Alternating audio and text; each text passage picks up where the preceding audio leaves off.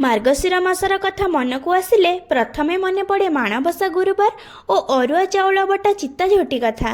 मते ये चित्ता झोटी बहुत भल लगे, जी भी करि थाए बहुत सुंदर दिसे। अच्छी भी सेमिति बहुत स्मृति ए चित्ता को नहीं। मु छोट बेला बहुत दुष्ट थिली, बदमाशी करिबारे मु बोधे 1 नंबर रे थिली। मु तो कहिची मो पिला दिन मो मामू घरे काटिची। एमिति एक माणबसा गुरुवार पई बुधवार तो समस्तक घर कांथ बारंडा सबुठ चित्ता पड़ू थाए। जणे आई आसी खूब सुंदर भाव में चिता लिखिले। आ से चिता को देखी मोर कौन है लगे जानी से सेठू चलीगला परे मु जाई पादर चकटी चितारा को नष्ट करदेली। से आसी देखिले, मन दुख कले, भाविले किए आउ एमती कला जे। तापरे पुणी पोछिकी आसी चिता पकेइले। किछि समय जाइछि कि नहीं मु पुणी थरे जाई ताको पादर चकटी देली। से पुणी देखिले जे किछि समय परे तांको झोटी नष्ट हो जाइछि।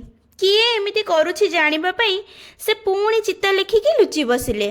तापरे मु तो माଙ୍କड़ पुणी गली माଙ୍କड़ामी करियाकू। मु जाऊ जाऊ से मते धरी पकेइले। कहले, हेलो चंडी, तू आसी चिताटा को बोली पकाउछु, मु एते कष्ट रे पकाउछि।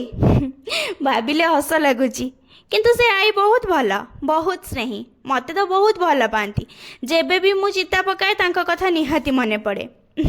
एमिति सुंदर सुंदर कथा जदि शुणा को चाहती मो चैनल को सब्सक्राइब करदेवे, लाइक करने को भूलिबेनी, आ निज सांग मानक सहित शेयर भी करदेवे। महालक्ष्मी महामाई जननी मगुसिरे आसा अवतारी।